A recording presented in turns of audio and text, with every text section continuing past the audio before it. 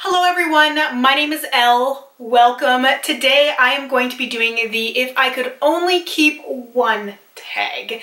This is a tag that was created by Gooch, and I was tagged by the wonderful Angelica Nyqvist, who I'm sure you guys all watch. I'm sure you guys watch both of them, but Angelica is the one that tagged me, and I'm very grateful for that. I always wait to be tagged until I do videos like this, and I know I shouldn't. I should just go ahead and do what I wanted to regardless of being tagged, but it feels a little bit like going to a party when you haven't been invited. So thank you, Angelica, for inviting me to the party. This is a really fun tag. At first, I thought it was very close to like the ride or die makeup tag, but this is more hardcore. This is picking truly one thing. No cheating, picking one thing from each different category, and it's not necessarily going to be your favorite thing. Some of these things are my ride or die products, some of these things are my favorites, multiple repurchases, and some of them are things that I had to think carefully about and what I would choose. There's a couple of categories I don't have anything for because I truthfully don't have anything. Like if somebody told me to go pick out a mascara and that's the only mascara I could ever use, I don't care what you hand me. I haven't found a perfect mascara for me yet. So like that's one category, but I do have quite a few products. So I'm going to start with primer, and I suppose I could have chosen an eye primer as well, which would be the Urban Decay Eyeshadow Primer Potion, to no surprise to anybody. But for face primer, the one I would choose is the Mercier Blemishless Foundation Primer. This is almost gone. I baby this a little bit because I really like it, and I definitely know this will be a product that I will repurchase.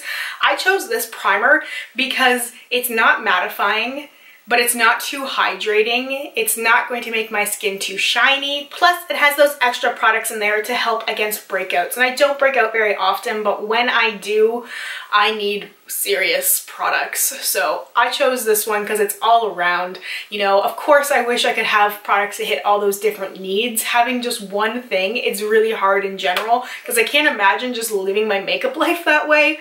But for an all-around versatile primer that would suit my skin needs and goes with my foundation, it's definitely got to be blemishless. All right, so since I'm going in the order that I would apply these products to my face, I have to mention this guy next, and all of these products are on my face, by the way. I intentionally did a very minimalistic look compared to what I normally do. I just felt like switching it up a little bit because color is one of my favorite things, but I also love my neutrals. So a lot of these things are neutrals except for like one thing. Anyway, this is the Becca Under Eye Corrector. So I did choose an under eye corrector and a concealer because I feel like they are very important staples in my routine, and they are different categories to me. I don't feel like they are interchangeable despite potentially considering this a concealer. Like, I think of this as a corrector and the other product as a concealer. So this is definitely holy grail status for me. I repurchased this many times and will continue to repurchase this. I already have pan on it again.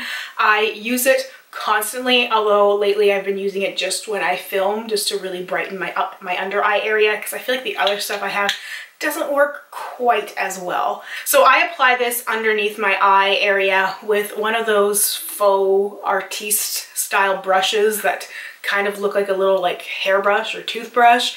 I like that. I never liked this product before when I was first figuring out how to use it because I couldn't get it to apply right, but I find that that sort of style brush really applies nicely in the under eye area, and it gets the product on smoothly. I picked up a set of 3 of those style brushes in different sizes at Marshalls or Winners. I can't remember which one now, but it was very, very cheap. It was like $10, but I really love that little brush in particular. It just works so well for me. So the combination of the brush and the concealer really makes a huge difference in brightening my under eye area, so definitely a product that I would keep. Alright, so next is foundation, and if this product surprises you, hi, welcome to my channel. It's nice to meet you.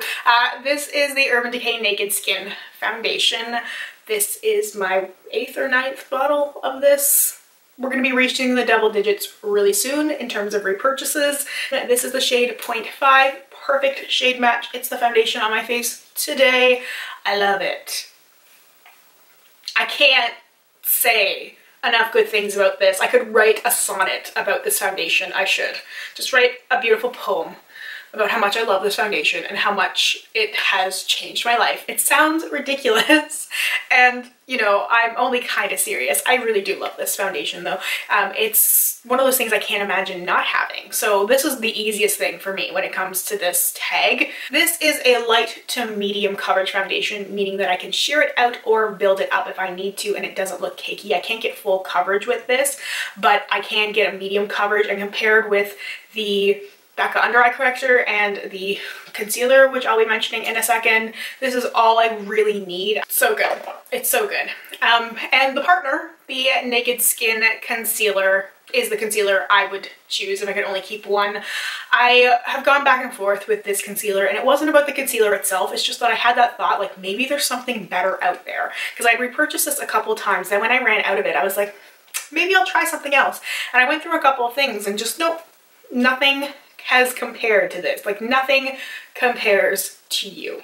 Just, it brightens up my under eye area. I can use it on certain spots of my face if I really want to conceal things and brighten. I feel like it's a really good pair for this foundation. So the foundation is 0.5 and the concealer is fair neutral. So you can definitely see if you hold them up together that this is more pink than this, and it's supposed to be. The Urban Decay foundations, they have foundations that end in 0.5 and ones that end in 0. The ones that end in 0 are the warmer toned foundations, and the 0.5 are the cooler tones, so they would be more pink. This is neutral, so it's somewhere in between pink and yellow, and I find that it really works well at balancing everything out and giving my face exactly what it needs. And it's not super full coverage, but I don't need that. I just really want something to brighten. The biggest problem I've had over the last couple of years started around the time my son was born, and I don't think that's a coincidence. It's dark under eye circles. So the under eye corrector and the Urban Decay concealer, it's just a match made in heaven. Next would be face powder, and I don't normally powder my face, honestly, unless I'm panning something or I'm going for a really matte look. I don't use face powder, but there's a face powder that has come around that has changed my life, and I've only been using it for about a month, so disclaimer there, but I use it every single day underneath my eyes. And it's the Becca Under Eye Brightening Setting Powder. So this was one of the things that my sister decluttered to me, and I'm so grateful because it gives my under eye area that final extra boost, and it sets everything in place. Before, I was having a little bit of problem with creasing. I was usually having to set with various powders, and nothing I had found worked quite right for under my eye area. Like, I could use it on other places, but underneath my eye, nothing was right, and this is right. This, I've found a good combination of products that really work for me. Becca and Urban Decay, not really a surprise, they're two of my favorite brands, but this just worked so well, and I keep going back to it. Every time I try to put it away, like, I'm like, okay, I need to focus on other things. Let's get out some of those things that I don't like for my collection. Let's use some of those. This somehow mysteriously finds its way back to the top of the pile, and I keep reaching for it because I love the way that my skin looks when I use the powder. So there's some things I just can't deny. Some things that I just want to keep using because it makes me feel good. Moving on now, so I don't have a bronzer, but I do have a contour powder. This is the Burberry Earthy Blush No. 7 Light Glow. I love this contour powder. I don't use it very often. I did use it today, but it's very light. I don't usually like wearing it on camera because it's such a light product. It doesn't really show up, but for my day-to-day life, it's perfect. It shows up just enough. It's not too heavy. It's not too intense. I try and go a little heavier with my contour when I'm filming. It doesn't always show up. I'm pretty light-handed with that stuff in general, but this is the perfect shade for me. It's the perfect match. Now, this is just a small size. This is like a travel size, deluxe size that came in a Burberry set I got a while back, but this is a thing that once I eventually finish this, which will probably take forever, as powder products tend to take forever to finish, I will be buying the full size of this because it's the thing I found that just, it looks great on my skin, and that's what I'm always reaching for. Like, there's some things I don't think I will ever be completely satisfied with just one, like eyeshadow, and my next things like blush and highlighter, but that contour powder, you know, I'll definitely try other things because playing with makeup is part of the fun, but this is just going to be my staple. I just know, and I've been saying that for a while. Moving on to blush, I couldn't choose just one. And I don't mean I chose multiple blushes, but I just knew I needed like a blush kit. Blush is one of those things I've really grown to love. So if I could choose one blush product, it would be this guy, and this is the blush kit from Anastasia Beverly Hills in Radiant. I got this from the sales section at Sephora and I have zero regrets. It's wonderful. It's such a good formula, such a good combination of beautiful neutral rosy shades. I mixed like all of these together today in my face because I wanted to do a more blush heavy look, and I even put a little bit through my crease as well. I was just feeling that heavier blush effect, and I love these. So there's 3 matte ones and 1 with sparkle, although this is the one that I like the most, the one with the sparkle. That's Spoiled. So it's Spoiled, Coastline, Breeze, and Terrace, if that means anything to you at all. But this one, Spoiled, I love this. Pale pink with glitter. It looks truly radiant on my skin. I feel like this is the perfect name for this blush kit. I have both of the blush kits and I love them both, but this is the one that I feel like would be the one I'd want to reach for over and over again, and the one that would complement most of the looks that I like to do. Like, I can go very heavy with the blush, but I can also go very minimal and light, and I can go everywhere in between because it has a variety of tones in here. And I find that it's really easy to blend. It's really easy to work with. Some blushes can be really stiff and you have a hard time blending them out, especially where I don't tend to set that part of my face. These ones just blend without any effort whatsoever. So definitely the thing I had to choose when it came to blush. A couple of products left. Next is highlighter, and I had such a hard time picking one highlighter. I was looking at highlighter kits and palettes, and I was like, which one would I realistically not get tired of and that I'd want to use day in and day out? Because I love my weird highlighters like the Moonchild Glow Kit, but I wouldn't want to wear that every single day with every single look. I just wouldn't. So I went with the Natasha Denona Glow. This is the All Over Glow Face and Body Shimmer in 01 Light. So I've used a fair amount of this product, you know, just a little bit. Just a little bit of it. I love this. This is such a beautiful light gold. I can't go too heavy with it, otherwise I get that stripe on my face, but I use a little bit of it and it gives me that beautiful, almost wet looking glow. I talked about that in the my White Whale makeup wish list, the products that I haven't found yet. I'm still looking for that perfect, like, wet looking highlighter that looks natural on my skin, because this one, when I build it up to that intensity that I want, you can really tell that it's highlighter on my skin, although I have some possibilities for what might end up being better than this one. But for right now, this one is it. This is it for me. This is the one highlighter that I would have to choose that would just go with everything, because it's not too yellow, it's not too silver or bright. It would just gives me that beautiful sort of shine without being too overpowering, and it's not too unique. So this is the thing. This is the thing for me. And I know my expensive taste is showing here. I have love for makeup on all end of the price spectrum. I just really had to be true to myself and the things that I would choose out of what I have. So for eyeshadow, this was really, really tricky. I could think of like combinations of palettes I would keep. I would keep like A, B, and C. I would keep this one, and I was really trying to pick just one. I went with the same one that Angelica chose, and that's the Kat Von D Mi Vida Loca Remix palette. I'm sorry, I know this is long gone. It was limited edition a long time ago, but it's truly the one that I would choose because it has my rainbow of colors and it has my neutrals in the middle. Although in a perfect world, I would take out those neutrals and replace it with the Naked Basics palette. I know I like to mish and mash things together, but if I had to just have this one, that would be perfectly fine as well, because I have all those colors. So I would be able to experiment and have fun and have a lot of beautiful eyeshadow looks, and I could even use the colors in different ways. Like, I could use some of these shadows as highlighters if I wanted to. Like, I could definitely use Skulls as a more white highlighter, not only on my eyes but on my face as well. I could use the yellow shade there, Legend, as well. I'm sure I could use things like Love. I have a little bit of Love underneath my lower lash line today. That's the only color I wanted to use from this palette. I just wanted to be minimal. Sometimes I feel like when I talk about the Mi Vida Loca palette, I want to go like full rainbow, and I feel like that almost gets predictable after a while. As pretty as it is, I just wanted to do something that would be a little unexpected. But anyway, this is all the colors I could possibly want, and I'd be able to create so many looks with that palette. So of course that's the one I had to choose. So I have 3 things left: 2 lip products and an eyeliner, and the eyeliner isn't what you think it's going to be. It's a glitter eyeliner. So the Urban Decay Heavy Metal eyeliners are one of my all-time favorite products. It's a lot of Urban Decay because I love Urban Decay, but I have every single one of the glitter liners because I love them, and I wish I could keep all of them. It would make me really sad to have to get rid of any of them because I truly love these products.